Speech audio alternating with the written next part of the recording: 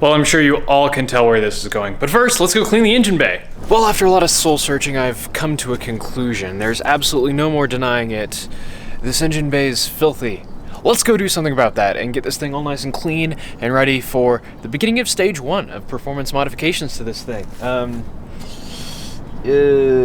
Let's start with a bit of a pre-soak before we go to the car wash with some degreaser, just to give this as much of a helping hand as we can.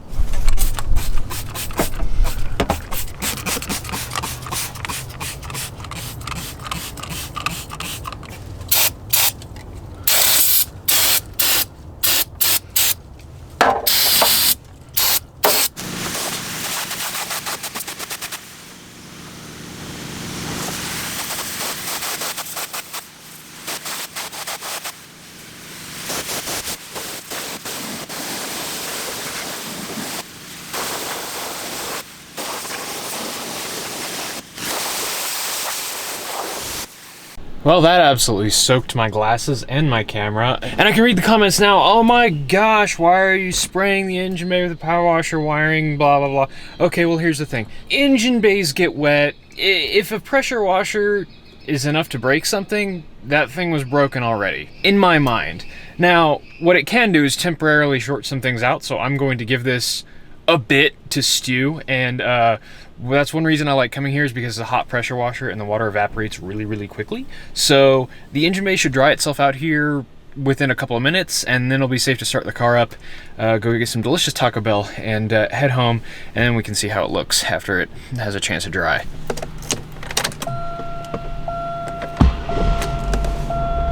Not even a problem. And we made it with no check engine lights or misfires or stumbles of any kind. Jake 1, conventional thinking, probably a lot more than 1.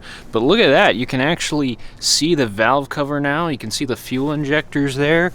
You can actually see, look at that, the water pump isn't the only piece of silver metal down there anymore. Wow. You can see the actual, the transmission now. It's not just black. There are some areas here that I'd like to touch up by hand, like this accordion here. That I don't actually know if that can get much cleaner. Well, maybe. All the reservoirs look brand new. My dog is upsetty spaghetti. That's unfortunate. Looks like that's still just absolutely caked. But overall, that's a massive improvement and something that I won't mind working on now. And I have been reading your comments. A lot of you have been asking, why didn't you just clean parts as you took them off? And well, the thing about that is it's under 32 degrees out here when I'm working on cars, and I don't have any parts cleaner or indoor water in my shop, so it's actually a lot easier to say just clean stuff than it is to actually clean stuff here. One of these days I'll build or buy or something, an actual parts washer, and then I can get stuff real shiny, but for now it goes back on the way it came off, and I'll deal with it later. But hopefully UPS hurries up and gets here with my new Supercharger pulley. I can slap that on, get a tune going, get a stew going. Apparently everything's on fire right now. But the most concerning matter right now is that I'm hungry, so let's go resolve that. This car is going to get a proper full detail later. I'm gonna buff it, polish, paint correction, ceramic coat, all that stuff, do the interior. But first, the mechanical stuff. You gotta worry about mechanical stuff before you do all that. And because this is a General Motors car, in order to replace the pulley, I have to remove the battery. So battery coming right up. Oh no, my presets. What a shame.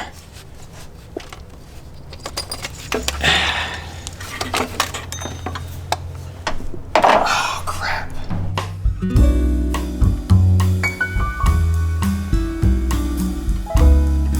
For a 3.4 inch pulley on a stock balancer, I got a K060710. Hopefully this will work, and also hopefully I can remember the belt routing.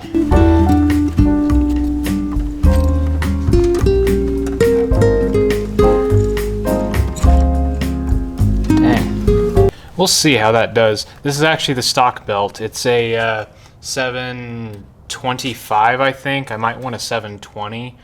That 710 was way too short. This might slip, I'm not sure. Guess we'll find out. I guess we'll see if it slips right now when I go to tighten these pulley belts. Yeah, that slips a little. Dang it. Okay, so a 710 belt was way too small, and the stock 725 slips a bit, so I wasn't sure on what to get next, so I got a 716 and a 721. We'll try the 716 first, because smallest equals best, because it has the least likely chance of slipping, but I have the feeling the 721 is going to be the goal, so I'll just return whichever one doesn't fit. Well, I certainly didn't expect it, but it looks like the 716 was actually our guy. Yeah, that is nice and taut. Cool. So battery back in, and oh, I got to take off my my wire there that's holding the boost bypass valve open, and then we can start this again.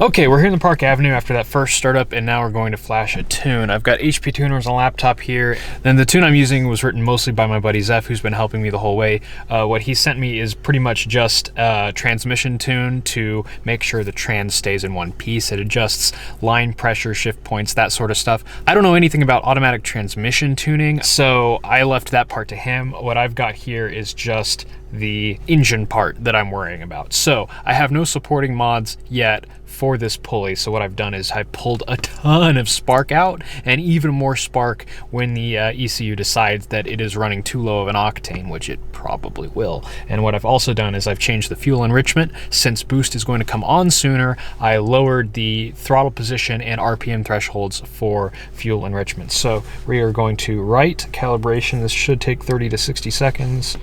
Writing 25 right. Okay, there we go. Remaining 30 seconds. 29, 28. It turned on the air conditioner. That's cool.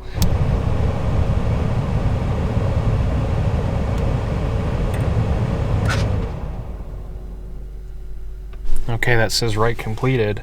I'm going to close HP tuners now, and I'm going to open VCM Scanner, which is HP Tuner's scanning software. And I'm not sure if this is the same as my Mazda, but I'm going to key off and then key back on.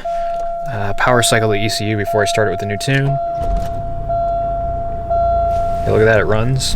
HP Tuners is an amazing piece of software. Like when I did all my Miata tuning, which there is another video of coming eventually, I was doing it all by hand with like Excel spreadsheets and stuff. The ease of use of HP Tuners is absolutely amazing. Okay, so it is logging now. So much information. The one that we care about is that reading there, KR. If that starts making any sort of reading, we need to stop and retune, because that means that that we are pre-detonating, and that is bad for the car. Though when that is actually something that the engine has detected knock, and it has retarded the timing appropriately. So it doesn't mean the engine is actively being hurt. It means that it was pinched and it protected itself. So we're gonna go ahead and do run down the street and see how it do.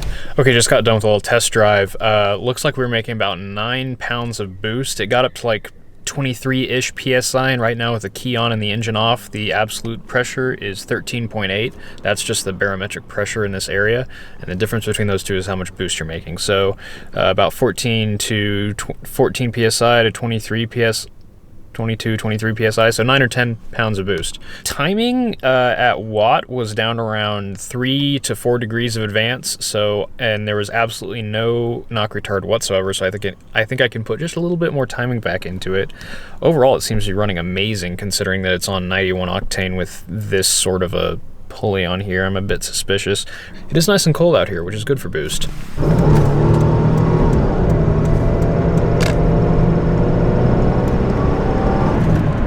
That was like a half throttle pull. It's pretty quick, and the transmission shifts so much better. Everyone who has a car with a 4T65E needs this transmission tune. I don't know what Zev did, but what this used to do is when it was time to shift, it would stop accelerating, sit there and think about it for like a full second, and then just kind of ease down into the next gear. That it felt broken, and now it feels healthy. And this is before I've even done, you know, a shift kit or a new filter and fluid, which are coming immediately, really, because I'm not a huge fan of driving this with unknown stuff in the transmission, especially with what these are known for.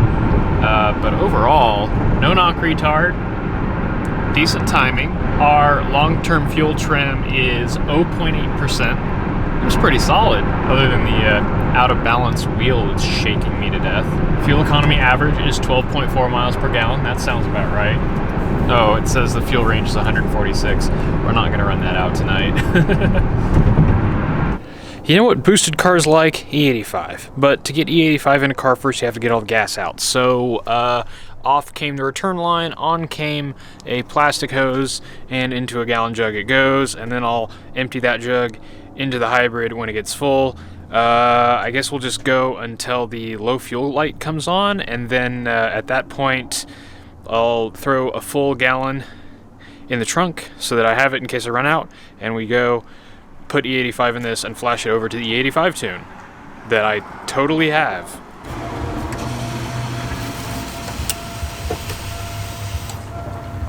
That's definitely not tight enough. Take two with a different kind of clamp.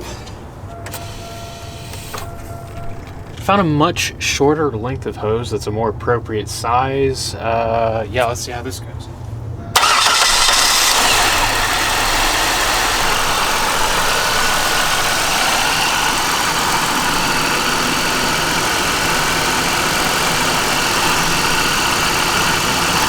Yep, time to shut it off. Holy crap. Wow, that filled up in a hurry. Gosh, it literally fills up in like 20 seconds, and it actually, I barely caught it in time. A little bit came out. Shh. Smooth, very smooth. Make sure to spill fuel on all the hot components of your car. Damn it. Fuel line back on. Maybe stop working on cars when it's late and I'm tired, except that I work all day. Fuel line reinstalled. Tank in a questionable state of being. You be good. Don't go falling over. The idea is to try and get that to say low by the time we get to the gas station. And then I've got the windows down because, you know, smells like fuel in here. So let's party. All right, fuel range low. We're cruising down the highway. Got about 5 miles left. We're doing okay though. I got cruise control set. I think my instant fuel economy, let's see what it says. 30 miles a gallon instant, not bad. Damn it, I drove so efficiently that my range went up. Pontiac Grand Prix GXP. Wonder if he wants to race. Well, here we are at the Mecca for cheap race fuel. So the first thing to do here is idle the engine as long as possible. It went back to fuel range low. So let's just try and waste some gas, get the laptop plugged in, fired up. The idea is I want to tune this before I fill it up with gas, because if something goes wrong with the tuning process, I don't want to have a tank full of fuel that the car won't run on. So now's your time to shine. Corn juice time. Off we go, and then key on, car off, and then stop it. I know. And then right file. Helps if I actually click the button. Ha ha ha. Ah, well, I like that. This little button right there. There's something you don't see every day. Time to answer the big question. Will it start and run? Happily.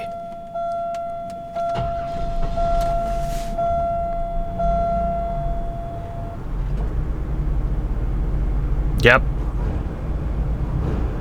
Yep, nope, that runs absolutely flawlessly. Cool. Off to Zeph's house for some fine tuning. No pun intended. So we've done a few pulls and the car is running great. It did like 0 to 55 in 6.9 seconds or something with massive wheel spin, and I had to chop the throttle, which is hilarious.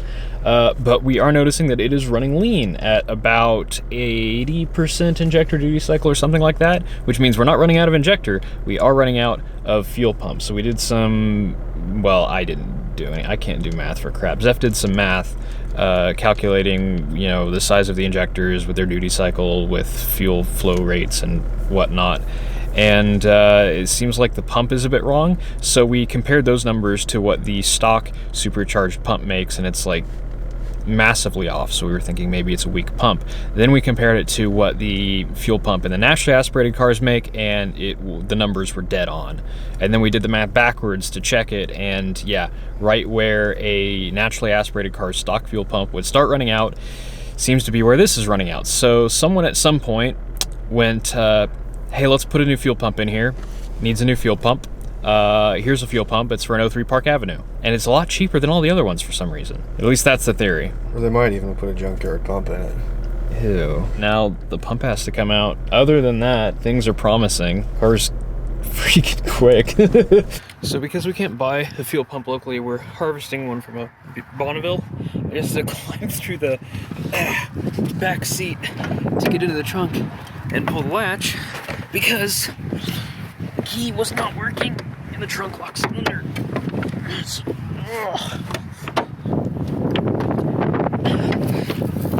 So our prize is in there. Hey. It's fuel pump time, but I'm not just going to randomly go and throw that new old used one into the car. I'm going to flow test both of them and figure out if there is a significant difference. What I'm hoping to find is that the pump we pulled out of that Bonneville SSEI flows like 1.5 times as much as the pump that's in here now. So what I'm going to do is I'm going to take the cover off the pump, unhook the fuel lines, put a hose on there, and we're just going to run it for like a set amount of time into a bucket and see how much gas comes out. And then we are going to do the same thing with the other fuel pump. And I'm sure that'll go well.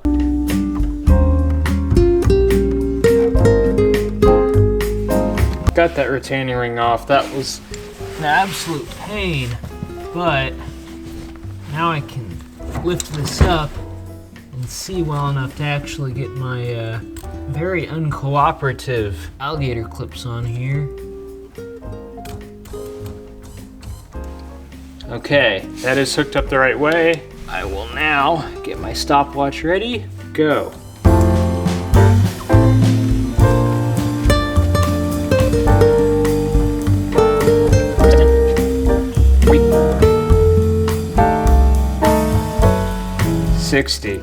Okay, 60 seconds exactly. Let's see what we got. Okay, so here we have contestant number 1, the old pump from the car. As we can see, it's up to that point. So contestant number 2 is this unknown aftermarket one. I searched the part number on both of these, and neither of them turned up anything useful. So I have no idea what either of these fuel pumps are. So I'm just gonna dunk the business end of this into that fuel tank, and this one's going to be a lot easier to hook up to the battery because this one actually has a wiring pigtail. Look at that, and you can see here how it's 4 inline connectors with a lot more separation between them. Looks kind of like a weather pack. So we're just going to fit the bottom end of that down into the tank, let it run for a minute, and compare the two.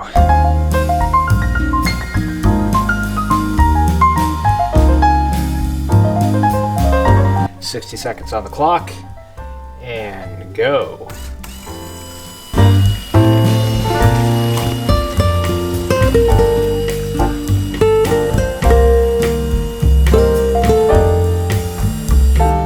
$60.